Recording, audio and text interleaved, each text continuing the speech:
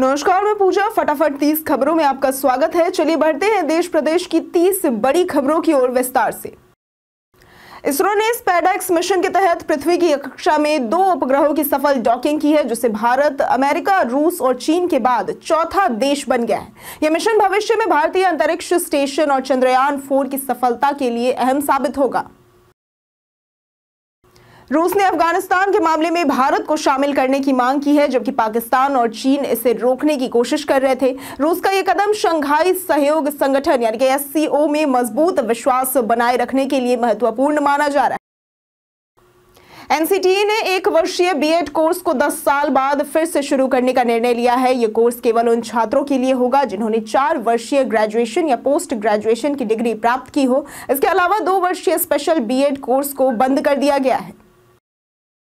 PHDCCI की report के अनुसार भारतीय अर्थव्यवस्था 2023-24 में 6.8% बढ़ने का अनुमान है और 2025-26 में ये 7.7% तक पहुंच सकती है। सरकार सुधारों के जरिए अर्थव्यवस्था को मजबूती दे रही है। रिपोर्ट में टैक्स लिमिट बढ़ाने और रिटेल महंगाई घटाने की संभावना भी जताई गई है। प्रधानमंत्री नरेंद्र मोदी के नेतृत्व में केंद्र सरकार ने LTC नियमों में बदलाव किए हैं। अब सरकारी कर्मचारी तेजस, हमसफर और वंदे भारत एक्सप्रेस जैसी प्रीमियम ट्रेनों पर भी LTC का लाभ उठा सकते हैं। कर्मचारियों को यात्रा के विभिन्न विकल्प भी दिए गए हैं। अमेरिका ने भारत के महत्वपूर्ण परमाणु संस्थानों को एंटिटी लिस्ट से बाहर कर दिया है और उन्नत AI चिप्स तक अप्रतिबंधित पहुंच दी है। यह कदम भारत अमेरिका के बीच बढ़ते सहयोग को दर्शाता है। प्रधानमंत्री मोदी के अमेरिका दौरे के बाद ये बदलाव हुए हैं। महाकुंभ के कारण प्रयागराज में ट्रेनों, बसों और फ्लाइट्स की संख्या में अभूतपूर्व वृद्धि हुई है। एयरपोर्ट पर यात्री संख्या 45,000 तक पहुंच गई है, तो वहीं बसों और ट्रेनों में भी भारी भीड़ देखने को मिल रही है, जिससे यात्रा की स्थिति में बड़ा उछाल आया है। प्रधानमंत्री मोदी की कैबिनेट की आज सुबह 10:30 बजे बैठक हुई थी, जो बजट से पहले महत्वपूर्ण मानी जा रही है। इस बैठक में नई योजनाओं और प्रस्तावों पर चर्चा हो सकती थी। खासकर दिल्ली विधानसभा चुनाव से पहले पिछली बैठक में किसानों के लिए बड़े फैसले लिए गए थे।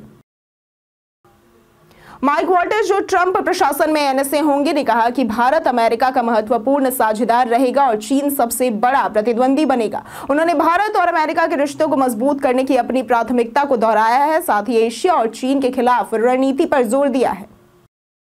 ट्राई ने टेलीकॉम कंपनियों के लिए नए नियम जारी किए हैं, जिसमें ₹10 का टॉपअप वाउचर लॉन्च करने का आदेश दिया गया है। स्पेशल टैरिफ वाउचर की वैधता 1 साल तक बढ़ा दी गई है और वॉइस ओनली प्लान जनवरी के अंत तक लागू हो सकते हैं। सुप्रीम कोर्ट ने ED की मनी लॉन्ड्रिंग मामलों में जमानत की दलीलों पर कड़ी आपत्ति जताई है। अदालत ने कहा कि एजेंसी का इरादा आरोपियों को जेल में रखना है और बेतुकी दलीलें नहीं स्वीकार करेगा। ED ने गलती मानी है और माफी भी मांगी है। शशि बाला को जमानत दी गई है। हिंडनबर्ग रिसर्च के बंद होने के बाद अडानी समूह के स्टॉक्स में जोरदार उछाल देखा गया है। Adani power, Adani green energy और अडानी एंटरप्राइजेस के शेयर 8% तक चढ़े हैं। हिंडनबर्ग ने जनवरी 2023 में अडानी समूह पर गंभीर आरोप लगाए थे। डोनाल्ड ट्रंप की अमेरिका के राष्ट्रपति के रूप में वापसी पर दुनिया भर में मिश्रित प्रतिक्रियाएं सामने आ रही हैं। भारत और सऊदी अरब जैसे देश उनके व्यापारिक दृष्टिकोण से खुश हैं, जबकि यूरोप और NATO देशों में उनकी नीतियों को लेकर चिंता और असुरक्षा की भावना है।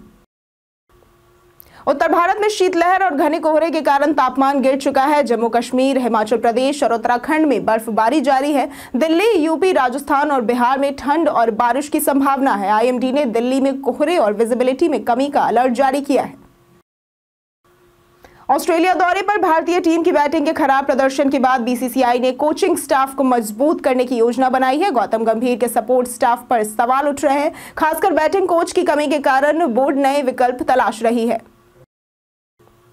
जियो ने अनलिमिटेड डेटा वाले सस्ते प्लान्स पेश किए हैं, जिनमें 30 दिन, 28 दिन, 1 दिन और 1 घंटे की वैलिडिटी के विकल्प भी मौजूद है। इन प्लान्स में 50 GB तक हाई स्पीड डेटा और OTT सब्सक्रिप्शन मिलते हैं, जो किफायती और उपयोगी है।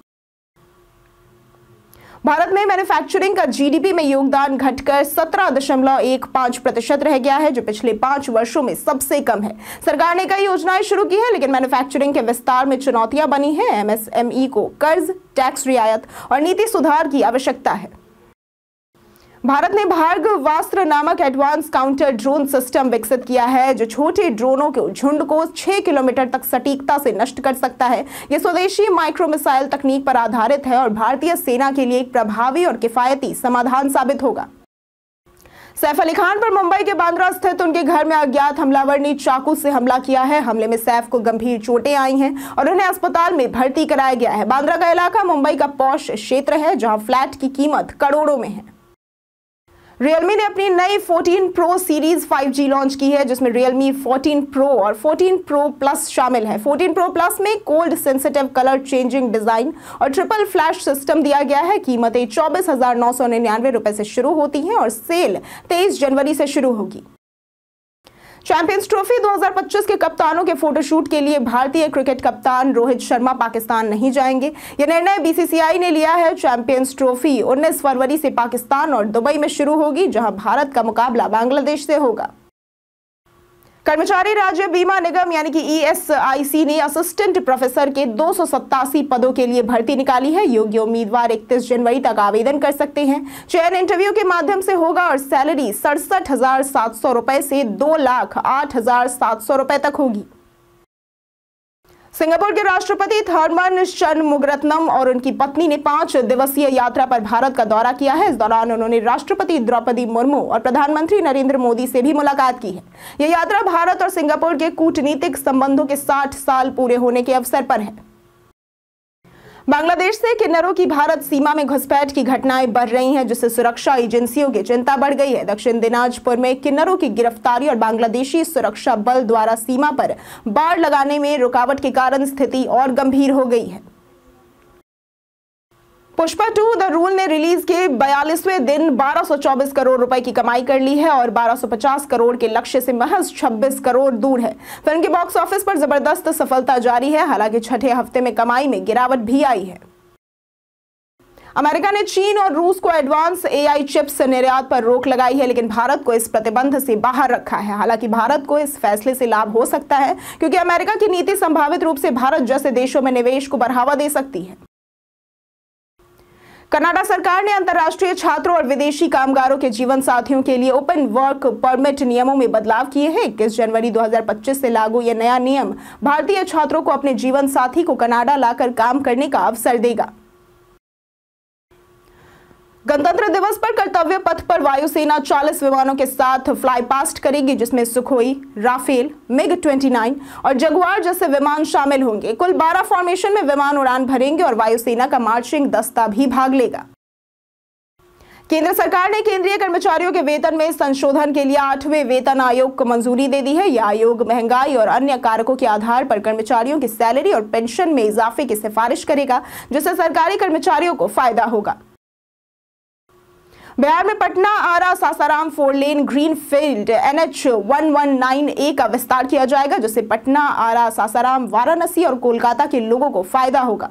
विस्तार कार्य मई 2025 से शुरू होकर 2028 तक पूरा होगा। साथ ही सोन नदी पर नया पुल भी बनेगा।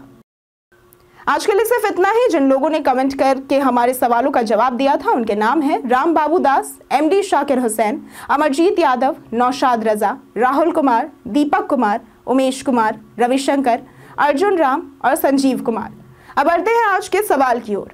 नए साल की शुरुआत के साथ आपका क्या लक्ष्य है? आप अपना जवाब हमें कमेंट सेक्शन में लिखकर जरूर बताएं। आज के लिए सिर्फ इतना ही। वीडियो में हमारे साथ बने रहने के लिए धन्यवाद।